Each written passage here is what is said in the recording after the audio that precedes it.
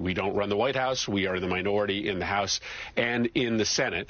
But we need to act like a real opposition party in the middle of a constitutional and democracy crisis. That means we should not be moving forward nominees or legislation in the United States Senate. Democrats should not be giving votes to nominees or to legislation in the United States Senate until Republicans get serious about this crisis.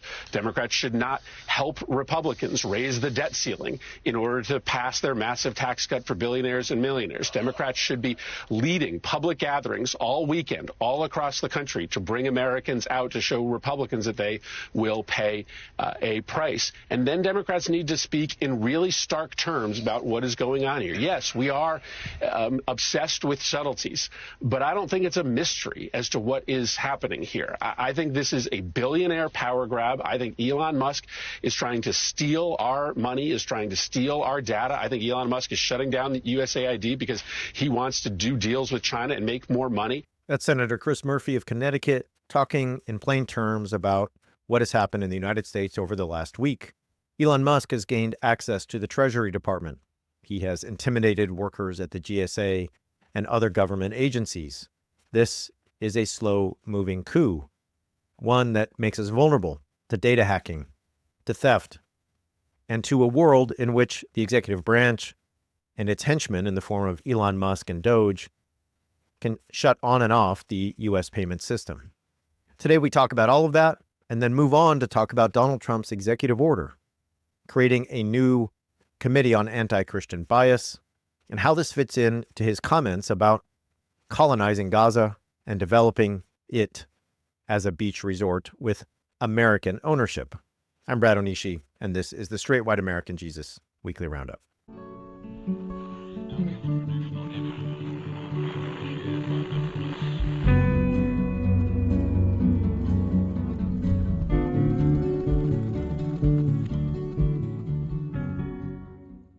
Welcome to Straight White American Jesus on this fine Friday. Back together with my co-host after 2 weeks of us being apart, which is hard for us, Dan. So long distance relationships are hard. How you doing? I'm good. Getting over something, but it's nice to see you. It's like, Brad and I, as you say, we got this the long distance thing. So 2 weeks, it's, you're not here, so I can't give you a hug, but it's kind of the same. So it's good to be back. Disappointed that we always have stuff to talk about. It'd be nice if we didn't, but yeah, I don't know. Always enjoy doing this with you, and we'll see what we do today. Well, there's way more to talk about than is possible. I think everyone listening knows that. I think that's by design. We'll get to that. Before then, though, I'm sure people are there's a lot of suspense and a lot of just confusion because we haven't had updates on your dodgeball enterprises. So how's that going? Have you found a team? Are you still a free agent? I mean, have you been thrown out of the league for, what's going on? So a couple things. One, I had to buy better shoes. So that's a thing because it turns out I wrecked my shoes. So I now have designated dodgeball shoes, I guess. Are they okay? So are they actually dodgeball? Are these like running shoes? Or no, they're not. They're like court shoes. So it's something that you could use for pickleball, basketball, stuff like that. Like running shoes don't actually work very well because the fronts get too worn down. That's what happened to mine. So okay, they did a draft and picked teams, and so I felt like I wasn't excited about that because but I was not the very last person picked, and so I consider that a bonus. I think on Facebook I said hashtag not quite the worst, and I'll take it. But then this week I was sick, so I didn't go last night, so I've gone. But I am on a team. I don't think our team has a name. It's just a team. But so yeah. I'm plugging along. I'm doing it. I'm pretty sure that I'm not going to get any sponsorships or anything, but well, you have one. Cost. I'm sending $10,000 of Straight White American Jesus money for you guys to be called the Straight White American Jesus. That's false. We actually don't, I think, have that much money, period. Just extra money laying around. Yeah. Yeah. I don't think we actually have any money. And also that would be a terrible name. All right. We'll come back to dodgeball in a secend. Not in a second, at the end. For now, we need to get into... are like, we're done. You've got $10,000 laying around. We're done. Yeah, I'm going to have to call my wife, see if we can sell our car. Okay. We're going to talk about Elon Musk and the whole soft coup that's been going on. I've been talking about it this week. I've been on social media. I've been sending out emergency PSAs.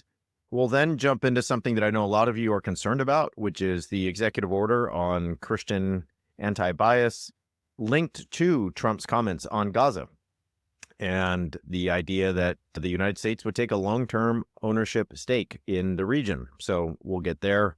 Also talk about the ban on transgender care and the ramifications for that as they ripple through the country. All right, Dan, I'm not going to lie. I had a moment this weekend where I felt sick to my stomach because I was sort of following news like starting Thursday, Friday of what was happening at Treasury. And by Saturday, I get to like a 3-year-old's birthday party. It's like my daughter's friend from preschool is having a party, you know, and here I am trying to make small talk with other preschool parents. I'm not that great at it anyway. We all know I'm Brad. It's just that's all I have to say. I'm Brad. And so I'm looking around this party and I'm just wondering, like, do people realize that Elon Musk has control of the U.S. Treasury, trillions of dollars that run through there, that he has social security numbers and sensitive data that he can, you know, manipulate and do all kinds of things with the personal data of government workers, that he could potentially just turn off money to people he doesn't like and so on. So eventually I think most people started to realize what was coming and what had happened, like kind of Monday and Tuesday. But I had a moment of cognitive dissonance where I almost felt like I was going to throw up because I was like, we are enduring a coup and no one really even knows at all. And this is not January 6th where they can watch it on their phone. This is something different. I got a bunch to say about this, but how did this come to you in that whole light? Yeah, I think I'll tell you. I mean, similar kind of feeling about it, and specifically with Musk and this quasi weird government agency, whatever we want to call Doge. But I think tied in, you mentioned it earlier, also just and I think by design, I think as you said, the kind of fire hose of stuff coming, the flurry of executive orders, the statements, the outlandish claims, the at times kind of sleight of hand stuff. You have like the free, like last week, the freezing of federal funds, like just period, with no explanation and no anything else, and all of what that meant. And we'll get into it, but the trans healthcare, directive, all of these things. So yeah, like a moment of kind of panic of sort of like, this feeling of it's all happening. And I think that, as you say, by this week, some of that, like, it's kind of a lot of backlash to that. And there's been some pushback and some positive things and whatever. We'll get into that. But yeah, the same kind of thing, kind of overwhelming. And I think that this is a point I'm going to come back to later. This is something that I think more and more as we get into the statements and even the executive orders, I think that's a huge part of what they're intended to do. Because if you can cut through a lot of the noise, and there are real things like Musk having all that access, that's a real thing. I don't want to trivialize that. But there are a lot of things that aren't. And we're getting into the performative thing where people are responding to them all as if they are, and they are bringing them into reality in a way that Trump can't. And I think that that's part of it as well, to create this kind of perpetual motion machine that MAGAifies America. And all Trump has to do is sit at his desk like a wizard, signing pieces of paper that have no legal force. They have no ability to be executed, no ability to be enforced. And, everybody just falls in line. And I think that also allows the sleight of hand of when the real things happen, the big things like Musk, a lot of people don't notice. And so I think there's a lot of dynamics and a lot of pieces of this. And I found myself this week trying to just kind of rein myself in enough and like chill myself out enough to be able to like, okay, can I actually look at this? Can I actually try to lay these pieces out in front of me and see what looks like it's real and like what's significant and maybe what isn't, and keeping track of like, court decisions and things that are starting to come out. So just a lot of moving pieces, and it's pretty overwhelming. It is. And we've been telling people to try to remain calm, to try to remain in some kind of state of equilibrium, but that was hard this week, and I recognize that too. I had moments of feeling like panic was a word that is probably accurate. Let me run through what's happened for folks, and then we'll do some analysis. Basically, over the weekend, going back about a week now, we learned that Musk and the kind of roving crew of henchmen, hackers that he's put together have been able to gain access to government agencies. And that included the Treasury, the Human Resources Agency. They've shown up at the GSA. They have really tried to kind of get their way into any department they can, the Department of Labor. I'll read a little bit here. Aides to Elon Musk, charged with running the U.S. government, Human Resources Agency, have locked career civil servants out of computer systems that contain the personal data of millions of federal employees. So we start to get these, this information that government employees are locked out, and yet here's Musk, who has not been confirmed by the Senate, we don't know about his security clearance, who is running this, as you referenced, Dan, nebulous government agency that is not really officially established. And they are taking authority, usurping federal employees. And now Musk and who have access to millions of federal employees and their personal data. They also were able to log on to the payment systems of the U.S. Treasury. I'm going to read a little bit from Wired here, who's just done a great job throughout the last month reporting on this. U.S. Treasury Department and White House officials have repeatedly denied that technologists associated with Musk's so-called Doge had the ability to rewrite the code of the payment system through which the vast majority of federal spending flows. Wired reporting shows, however, everybody, listen, if you're driving, if you tuned out, if you're cutting cucumbers for dinner or chopping onions, stop. Just stop for a minute. Wired is reporting that a Doge operative did in fact have write access, meaning they could write the code of the Treasury. Not only that, but sources tell Wired that at least one note was added to Treasury records indicating that he no longer had write access before senior IT staff stated it was actually rescinded. So we have a situation, and I'm going to get to who's on Musk's team in a minute, Dan, okay? Yeah. It's not a dream team. This is not an all-star cast. They are able to get into the code of the U.S. Treasury, not just to read, Dan. They don't have just like viewer access to the Google Doc. They have editing access to the Google Doc, okay? Now, who was the one that had access to this? It's a man named Marco Ellis, a 25-year-old Doge technologist who was recently installed at the Treasury Department as a special government employee. One of a number of young men identified by Wired who have little to no government experience but are currently associated with Doge. He previously worked for SpaceX and for X/Twitter. What happened to this guy, Dan? Oh, I don't know. He resigned yesterday because he had a social media account that advocated for racism and eugenics. Nonetheless, he was granted privileges, including the ability to not just read, but write code on two of the most sensitive systems in the U.S. government, the Payment Automation Manager and Secure Payment System. This is an agency, they're talking about the Bureau of the Fiscal Services, an agency that, according to Treasury records, paid out $5.45 trillion in 2024. So, Dan, millions of federal employees, trillions of American dollars, a 25-year-old who, again, confirmed by the Senate, security clearance. Oh, he just quit because he's a eugenicist and an open racist. Okay? There are, and I'm going to continue just to go through some information here, friends. There's a bunch of requirements in federal law about who can control the federal funds, who can issue payments on the behalf of the federal government, who has access to those things. Who has access to the sensitive private information? There's something called the Privacy Act, Dan. There's all kinds of statutes and regulations designed to protect people, designed to protect the American people from 25-year-old hackers who are open eugenicists and racists from having their most sensitive information and being able to control who the government pays and who it doesn't. Now, Musk is saying he's identifying false payments and illegal things, and he's saving the federal government $4 billion a day. Why does he get to decide that? Who gave him the power? Who authorized that?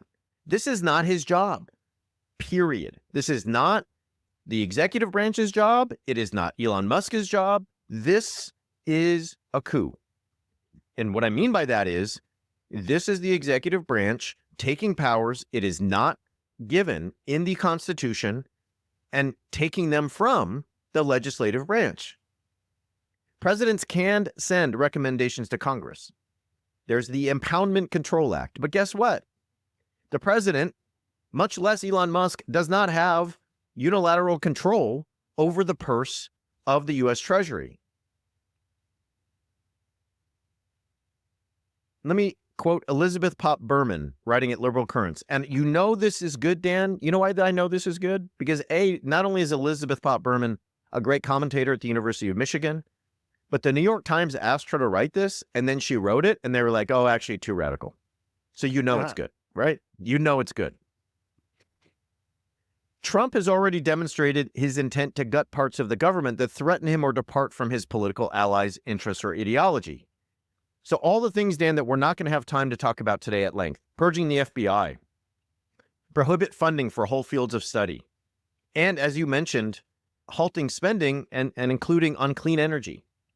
The effort is unprecedented, but so far it has been met with mixed success. So there's a lot of bureaucratic obstacles here.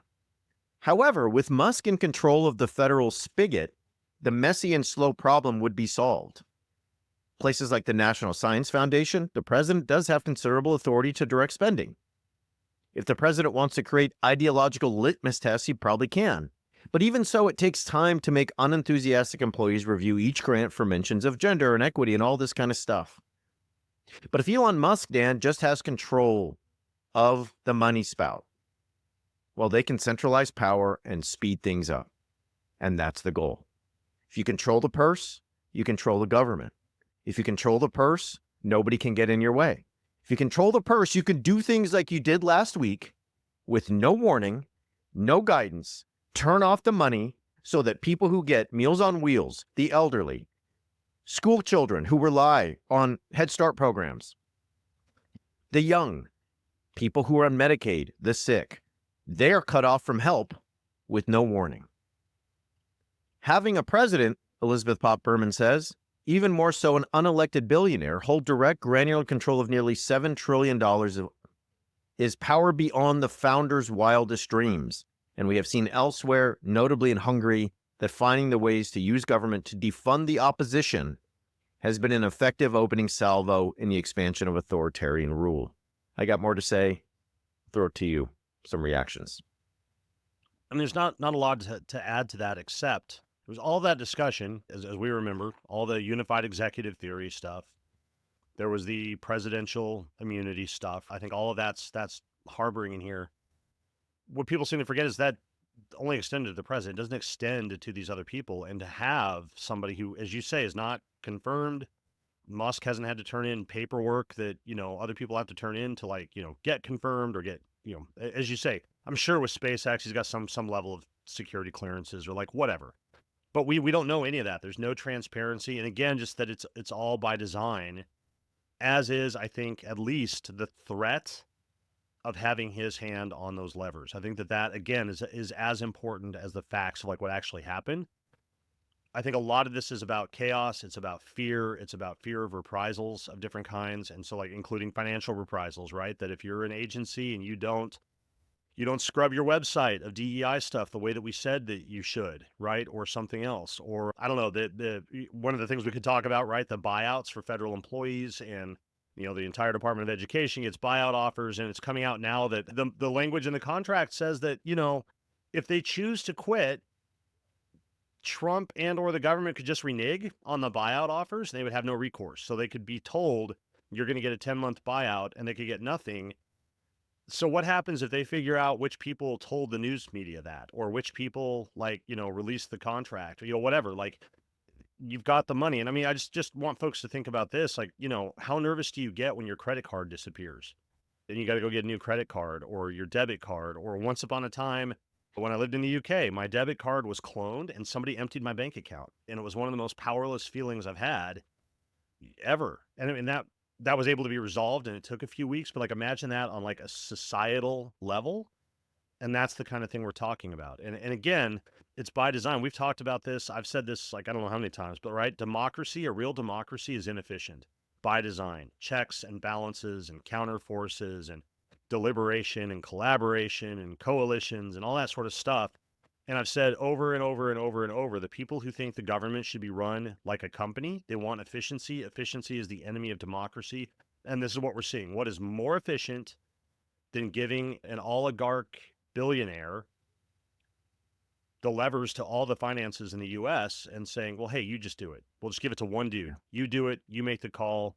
Nice and efficient. Wash our hands of it and move on. It's fundamentally anti-democratic. It is the move toward authoritarianism as you're describing it. This is a point I want to keep going on about what you're saying about efficiency. So I want to flesh out some incoherencies and some of the things you're going to hear from Uncle Ron, from Elon Musk, from anybody. So Elon Musk is treating the U.S. government like a startup. He's treating it like when he took over Twitter/X. And here's a piece at Wired, a different piece that reads like this.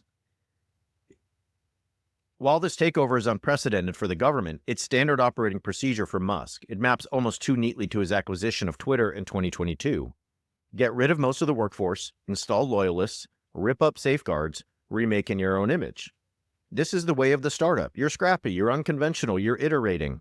This is the world that Musk's lieutenants come from, and the one they are imposing on the Office of Personnel Management, the GSA, and on down the line. But Dan, as you're saying, the U.S. government is not a startup. And this is where you and I have always tried to make a point about this whole do the government like a business. The point of business is to make money. The point of government is to help people's lives get better, to care for people, to help people thrive, to create systems that allow for people to make decisions, right? Not for them, and not so that they're just like passive agents, but to create systems where people have good choices about food, shelter, care, about infrastructure, about education. Do you think that Musk and the people working for him, and I can go down the roster if you all want, the 19-year-old freshman at Northeastern University, the 25-year-old eugenicist, the 23-year-old who just graduated and had his first job at Meta, do you think that they're concerned with the fact that the trillions of dollars they now have in front of them in a code and where they're just like slamming Red Bulls all night and hamming it up affects people's real lives? That nonprofits are shutting down because OMB cut off the money? They don't. This is not a startup. It is the most powerful government in the world. It's one that oversees 350 million people. Dan, I live near Silicon Valley. Startups come and go. 1 out of 100 make it. Most of them expend a significant amount of energy and resources, and then they die, and then you just start another one. That is how the kinds of young men that Musk is dragging around think. It's also a huge cybersecurity threat. There's a piece of The Conversation by Richard Forno, who's a professor at the University of Maryland. And what he talks about is when you have this kind of fiddling with the code of the U.S. Treasury, when you have people who are taking this data and putting it on private servers. Do you remember Hillary Clinton's emails, Dan? The private server? Do you remember that? That's what they're doing with the data. Oh, not of, I don't know, some emails that she sent, which, not great, Hillary. Okay, whatever. Oh, I don't know, Dan, happens to be perhaps every American and their financial records, the millions of federal employees just on someone's server who's like 23 years old and walking around like a hacker on the metro with his backpack, looking like Mr. Robot. Okay? That's a problem. And it flies right in the face of what we talked about over the last couple of weeks. Donald Trump. Well, I know this was DEI with the plane crash because I have common sense. J.D. Vance. If you just use common sense like real people, not bureaucrats, not technocrats, not those administrative state liberal career hacks, then you'll have a good government. Okay, cool. So who did you guys put in charge of the entire treasury, and who are you allowing to hack our entire government? Oh, you mean people with specialized knowledge who are 23 years old and led by a madman, the richest man in the world? That guy who just did the Nazi salute twice You want to tell me that's common sense? You want to tell me that now you're just like a man of the people, one of the plebeians who lives in the life world of the peasants and is thinking through everything with common sense, like you would down at Ace Hardware? You put in charge children with technical knowledge. You allow them to download the entire code and data of the nation, and then you're going to turn to us and tell us you have common sense about non-white people and women? This is an authoritarian takeover. It's an attempted coup, and we should treat it as such. And I'll close this out, Dan. I'll throw it to you and we can take a break, go something else. The Senate Dems need to figure it out. And I don't usually go for the Democratic Party like by the throat on this show, not that often, but Chuck Schumer, you're not the man for the job, bud. It's time to go. You're out here introducing legislation to do stuff, and Hakeem Jeffries is tweeting that Jesus is in control. That's not going to cut it. You cannot do business in the Senate when the social contract has been broken. They're trying to take your job, Chuck. They're saying they get the purse and they're going to spend the money.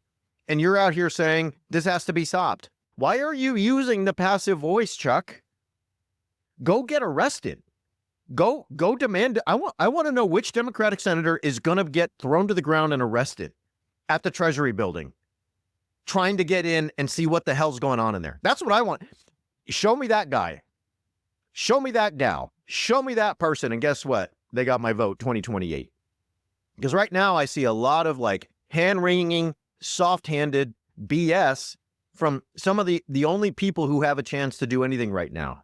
And this is not a way to win and back voters and do whatever you've been doing since Kamala Harris lost.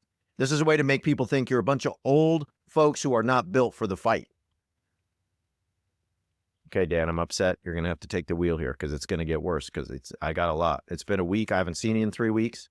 You know, if they would have let me do this by myself today, I probably would have broke the computer screen. I'd have no microphone left, popped a blood vessel. I'd be at the hospital right now. So you better take over before it gets real ugly. Yeah, because I'm sure I'm going to calm you down. I'm sure that's exactly what's going to happen. But I mean, so if I had a theme for today and some things that we'll get into, things we won't have time to get into, it's what I call the kind of soft advocacy. It's the people who are like, oh, we oppose Trump, but they're not doing anything to oppose Trump. It's the same thing with the executive orders. It's the same thing with agency after agency. It's the same thing with lots of just regular Americans who want to talk about, oh, well, I didn't support this and this and this, but they're not going to do actually anything to try to slow the process down or to try to actually bring it into view. And as you say, when the people who actually have the authority to try to do that and the visibility to do that, I think this is another part of it. Politics is in part spectacle, and there is nothing less spectacular, less worth watching, less that's going to get your attention than the Senate Democrats right now, who are just this complete non-entity, as you say, hand-wringing and whining about, Kamala Harris and still like whose strategists were right about the election and who was wrong and whatever. It's unconscionable. It's immoral in my view. And I think that's my theme that would carry through a lot of the things we're talking about today are people who want to claim that they're advocates for whatever marginalized group, for whatever political principles. But when push comes to shove right now, they're just going to lay down and they're going to let Trump and his cronies walk right over them and just pave the way to where he needs to go with their own bodies. And I think the Democrats are doing that, and I think it's unconscionable. Let's take a break.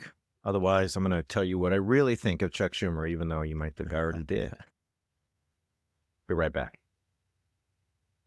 All right, Dan, take us into something that dropped yesterday for the most part and the day before. So it's the connections between Trump's creating an anti-Christian bias task force led by Paula White, his longtime spiritual advisor, figure from the New Apostolic Reformation, and the comments about Gaza and basically an ethnic cleansing there where the United States would be a colonial power that takes over the territory and has a long-time ownership stake. Yeah, so to start with that latter point, so in the context of the National Prayer Breakfast and events going on around the National Prayer Breakfast, Trump said, one of the quotes he started with is, he said, people, quote, can't be happy without religion, without that belief. Let's bring religion back. Let's bring God back into our lives. Suddenly, Mr. Pious Trump, who doesn't know anything about any of that. But of course, the religious conservatives love him, as we know. And so speaking at events, he elaborated on how to bring this aim, and he announced a task force to be run by, among other people, like Paula White would play a role in this. The new Attorney General Bondi would play a role in this. So it's a task force to be run that is aimed at numerous things, but one is rooting out what he calls anti-Christian bias, specifically in the government, one big area. So he said it was aimed at halting what he called the absolutely terrible form of anti-Christian targeting and discrimination within the federal government, including at the Department of Justice, at the IRS, at the FBI, and at other agencies. He also vowed to protect Christians, quote, in our schools, in our military, in our government, in our workplaces, hospitals, and in our public squares, end quote. And he said, and this is the key. So we talk about religious freedom and the language of religious freedom. And if somebody didn't know any better and said, well, of course, like we don't want anti-Christian bias. We don't anti any religion bias. Isn't bias bad? Sure, it is if it exists. But this is what he went on to say. He said that we will, quote, bring our country back together as one nation under God, end quote. This isn't about ending anti-Christian bias. This is about reestablishing or maintaining Christian hegemony within all of those places. This is about the privilege of Christians within the Department of Justice, the IRS, the FBI, and other agencies. This is about the privileging of Christians in our schools, in our military, in our government, in our workplaces and hospitals, in our public squares, all those places that he listed. You've talked about, Hegseth and the white nationalist slogans that are marked on his body. We have talked about radical traditional Catholicism and white evangelicalism and all of these movements. We have talked about all the moves that say that, America's a Christian nation and should be based on theocratic principles and so forth. That's what this is aimed at, and that's what gives away the game to me. When he says, this isn't about religious freedom, this is not about state neutrality toward religion, this is not about the classical notion of the freedom to worship whatever God you want or none at all, or however else we want to talk about religious freedom. It's about making us together into one nation under God, meaning the straight white Jesus, the straight white Christian nationalist God. That is the God of the nation. That's what we're going to privilege. And it's going to result in the targeting of religious diversity. It ties into DEI stuff in that regard. All things diversity are bad, including religious diversity. And it's going to do it on the grounds that it represents persecution of Christians. So I don't know, the next time Muslim workers somewhere say that they should have a reasonable accommodation to pray during the day or something, it's going to be talking about how this infringes on my right as a Christian business leader to do whatever. All the way up to every level, as you say, tie this in with things like Musk and the funding and whatever, and you get powerful levels for this. I think it's also obviously, and this is key, it's going to curtail efforts to curb Christian nationalism. People can remember in 2023, there was an FBI memo that detailed the overlap between Christian nationalism and radical traditional Catholicism. And I think, Brad, there are a few people who have been talking about this for a long time, pointing that out. And the FBI said, here's this analysis, and there's a lot of overlap here. They did not say all Catholics are Christian nationalists. They did not say everybody who's a traditionalist Catholic is a Christian nationalist. What they said is you plot those two diagrams, there's a lot of overlap, and I'll just give you J.D. Vance as a great example of that overlap. And what happened? There was GOP outrage, and the FBI director withdrew the memo.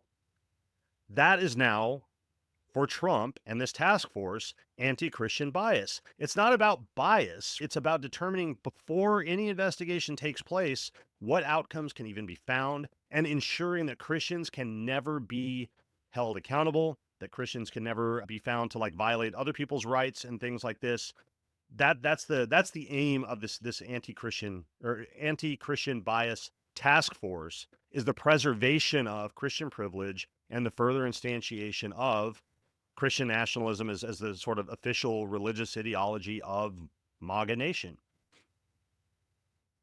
There's another example he uses. I'm glad you brought up the FBI memo on Catholics who, a small number of Catholics who might be something like domestic terrorist threats.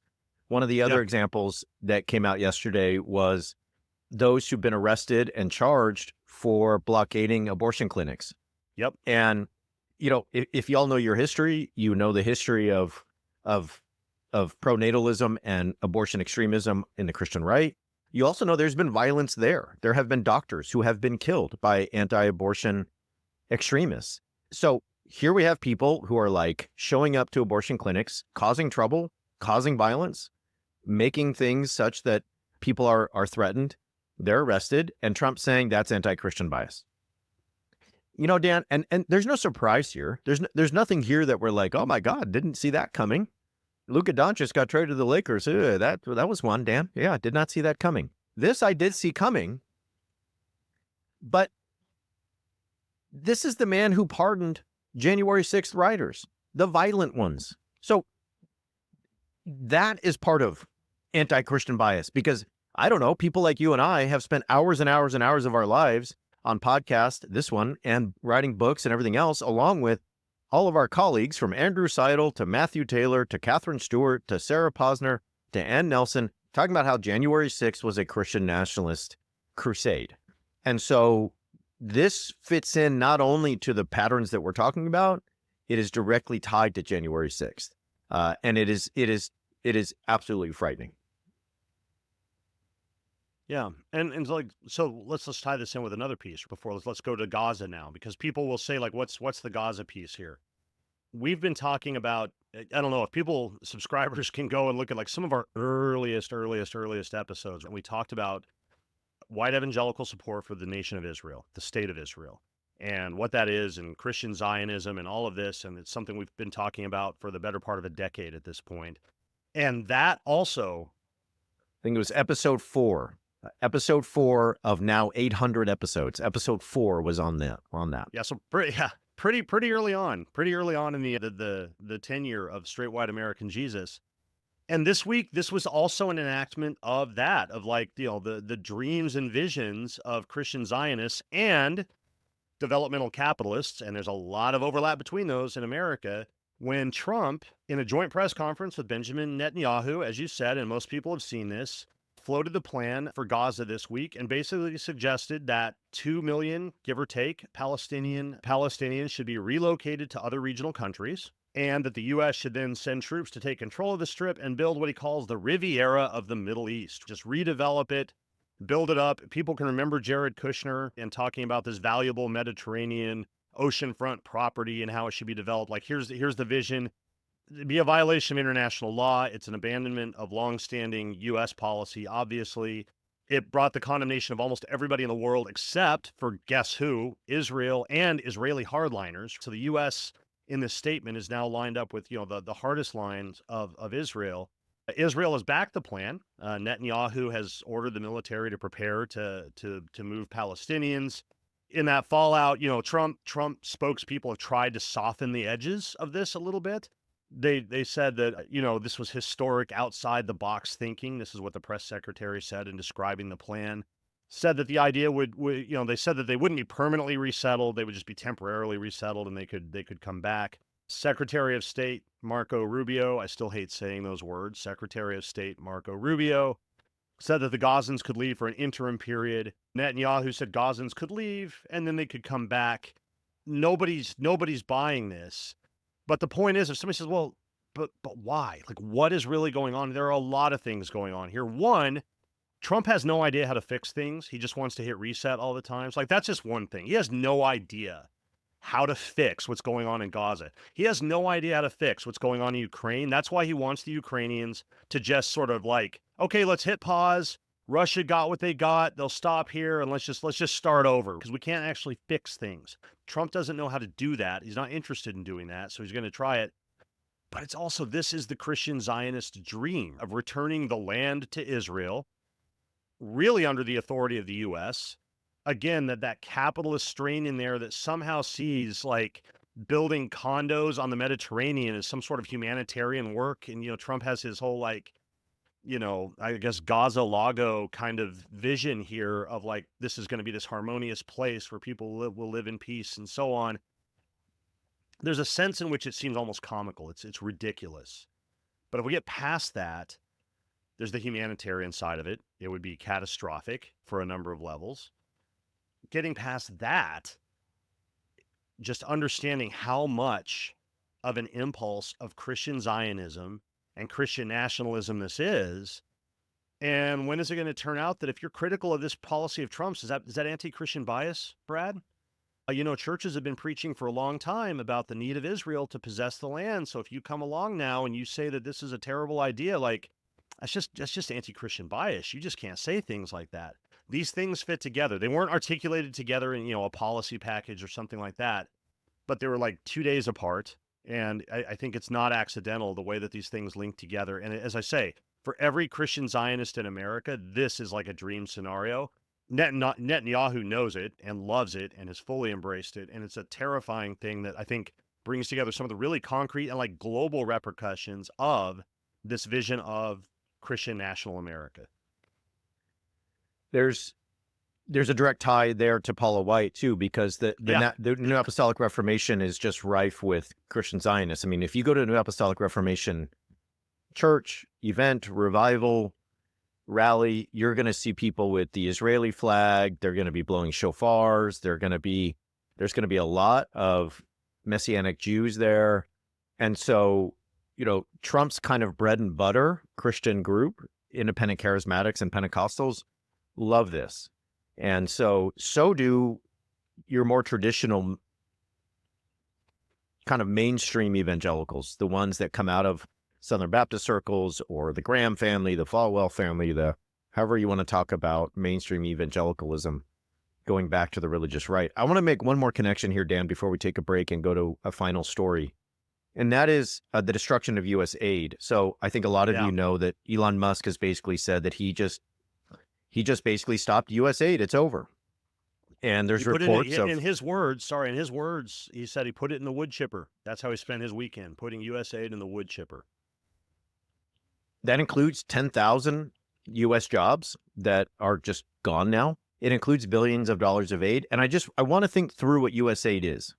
U.S. aid was created in the early 1960s as a way for the U.S. to do diplomatic and humanitarian work across the globe in the midst of what, Dan? The Cold War. So at a time when the U.S. and the Soviet Union are these two superpowers trying to get to the moon, trying to nuclear weapons and disarmament, the fear of nuclear fallout, this competition for which ideology is going to win. Is it capitalism or is it communism? Is it liberal democracy or is it Soviet authoritarianism a la Stalin and his heirs? At that time, the U.S. says, why don't we go across the globe from Sierra Leone to Southeast Asia and everywhere else and invest in humanitarian projects? Now, am I here to say U.S. aid is perfect? Am I here to say that I'm not? I'm here to say that it reflects a worldview where the United States is somehow, because of its prosperity and because of its moral belief in what it has, and don't email me about the moral belief. I know, okay? Leftist. I already wrote the email and I know what you're going to tell me. I'm an old man. I know, okay? Please don't send me an email about the United States as a moral failure. I get it, okay? But it reflects a worldview that says investing in humanitarian aid like clean water or HIV and AIDS like solutions and medical answers and interventions. These are ways to help people, A. They're ways to help the United States because they create goodwill and they show that we want to reach out and use our prosperity to help others. It is a way to wield soft power, if you want to think about it diplomatically. And so you think about Elon Musk and the wood chipper, and then you think about, hey, we're just going to move into Gaza. And I quote Donald Trump saying, and we'll have a long-term ownership stake. Like it's a piece of property, and he's going to put up some casino that looks like where Biff lives in Back to the Future 2. Because that's kind of what we're living through right now, isn't it? Biff Tannen is the effing president. Think about the diplomacy and the worldview and the foreign policy inverse there. And I just want to reiterate something I said before. I don't have time to elaborate. You're going to hear me talk about it in the future. Donald Trump and people like him think that we lost the Cold War. That after 1989, it wasn't that. Our worldview was now the predominant one across the globe, and that communism was just out of business. The Soviet Union, no more. The Berlin Wall, it's gone.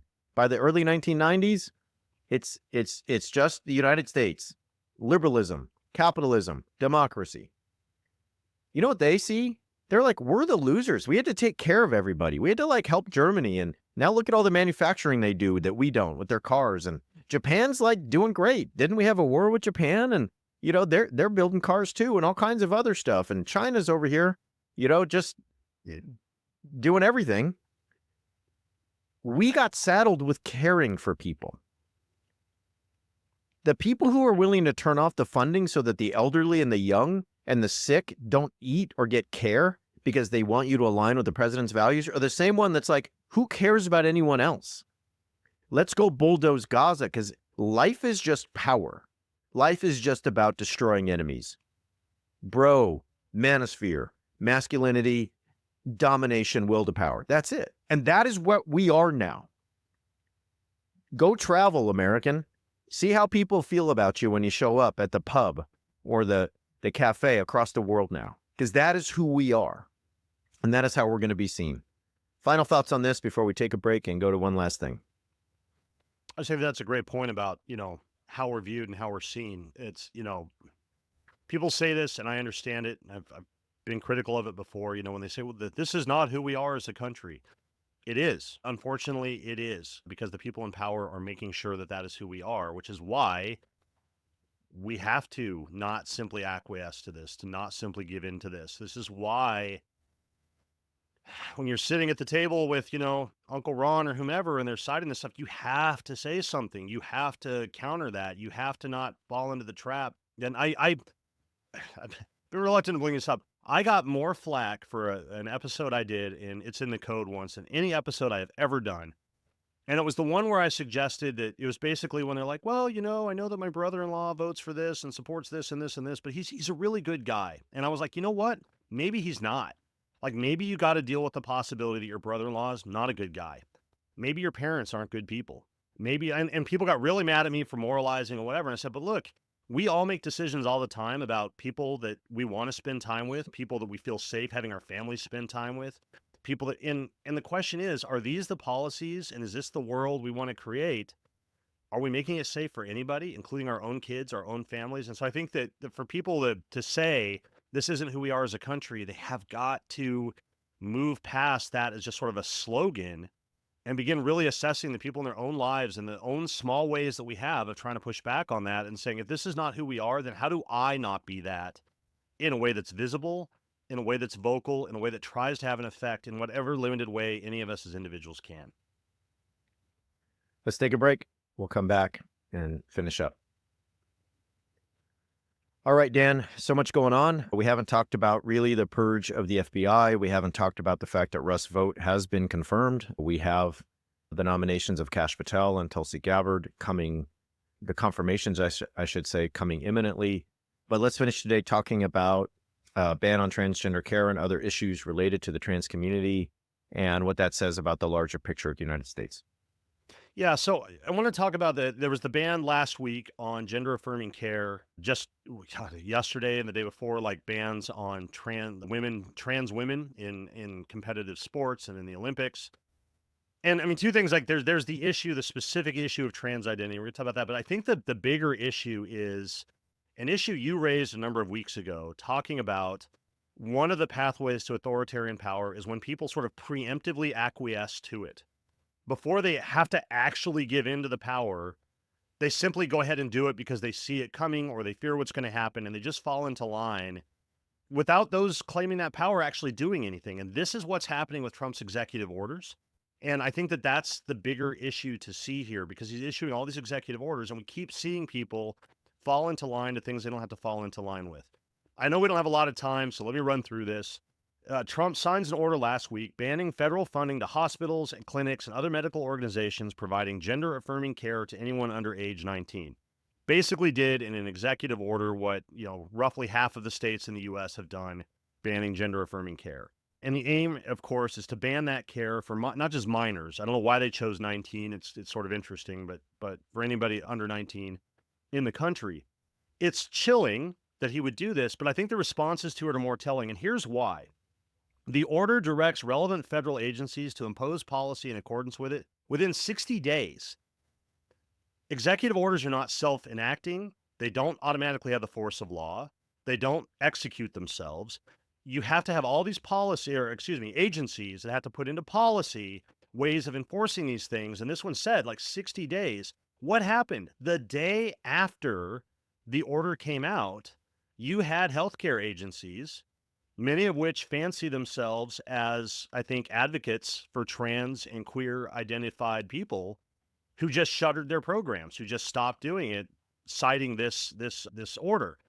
There was no mechanism for this yet. There's nothing from, for example, if you receive Medicaid funding, there was no directive from Medicaid contacting doctors and saying, as of now, if you do this kind of stuff, you won't get Medicaid funding anymore, and so forth. And before that happened, there was a Teen Vogue article. We've mentioned Teen Vogue a lot over the past few years. If you want like a Shout source out- that has been Shout out Teen Vogue.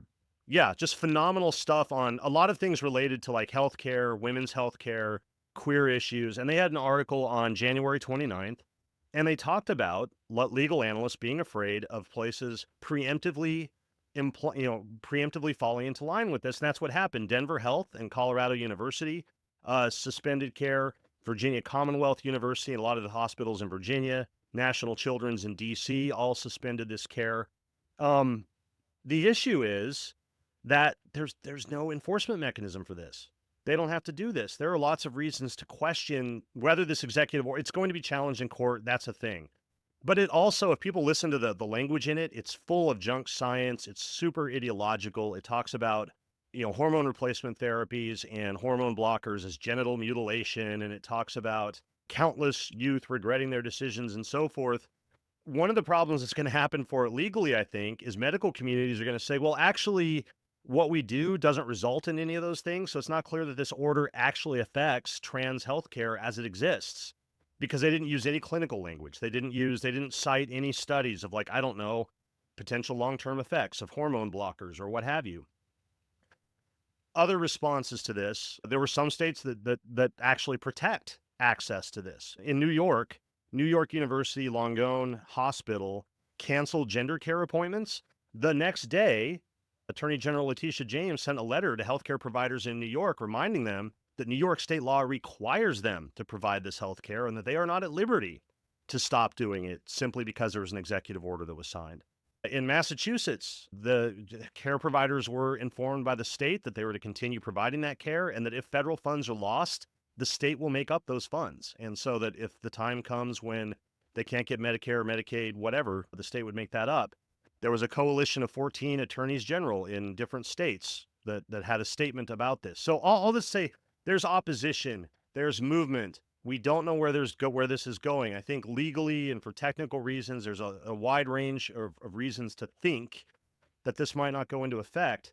The bigger significance is that before any of that gets figured out, before any policies are handed down from agencies, you had hospitals that were willing to just shutter their programs because a president sitting at a desk signed a non-binding piece of paper. And that's what I talk about when I talk about the soft advocacy of this. And it didn't end there. I mentioned that Trump bans trans women from competitive athletics. And what happens the next day? NCAA.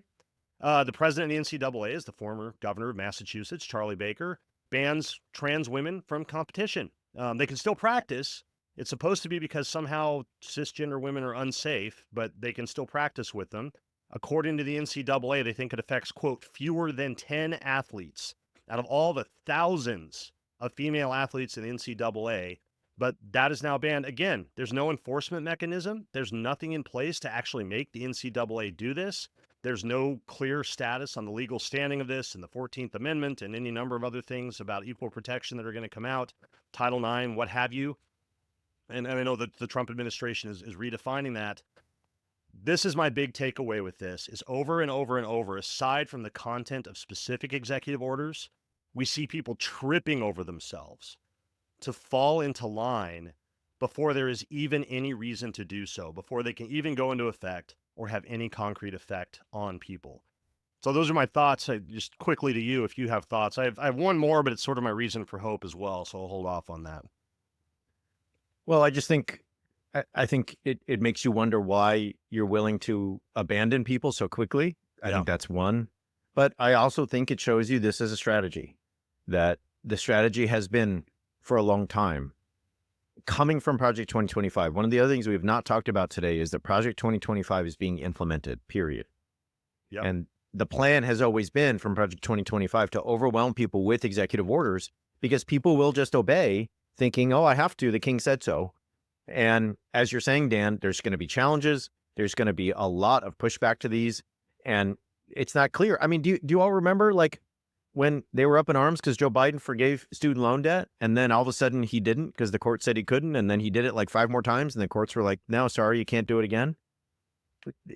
You know, people are obeying in advance. And I agree. So my reason for hope is all of the federal lawsuits against Trump and what's happening with Musk and so on. There are dozens. I'm looking at a list at Court Watch and, you know, everybody from the Quakers to the Asian Pacific American Advocates to the Department of Education, to organized communities against deportations. I mean, there's a lot. The state of Washington, the state of New Jersey.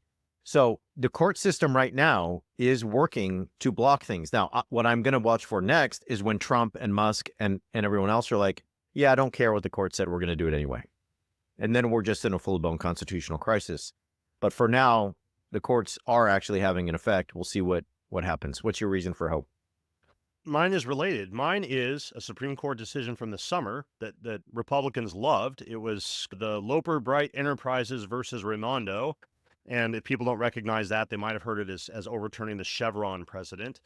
We talked about it briefly. It was a bit technical, but what it was is for like 40 years, 60 years, decades in the U.S., government agencies have had broad latitude to develop policies and interpret opaque federal laws and apply them.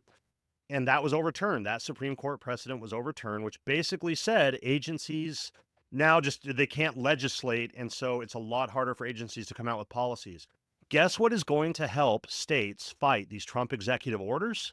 Is when they say, oh, well, hey, guess what, Department of Education, you don't have the authority to apply the policy that way.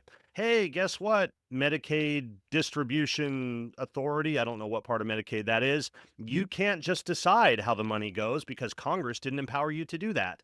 So this same court case that the Republicans loved when it was aimed at Joe Biden, I think, and other analysts think this too, is going to become a potent tool for those who are opposing these Trump executive orders for precisely the kind of reasons we're highlighting. So I'm with you right now. I see a lot of hope in the judicial system. We'll see where it goes. All right, y'all. Don't forget that Andrew Seidel's podcast is coming here in a couple of weeks. You'll want to get signed up for SWAJ Premium because you'll get bonus content from him. You may say, look, I like you, Brad and Dan, but not enough to sign up. Well, what if we throw in Andrew Seidel? Huh? Come on. For the same price. So check that out. It is $50 for the entire year right now. And we could totally use your help so that I have $10,000 to send Dan and sponsor his dodgeball team. That is our number one fiscal. It is not. Don't worry. Yeah. Other than that, we'll be back next week with a great interview on Monday with It's in the Code on Wednesday and the weekly roundup on Friday. Thanks for being here. Do your best to take care of yourself, drink water, take a nap, play with your kids, play a video game, go outside because it's going to be a long stretch, y'all. Until next time.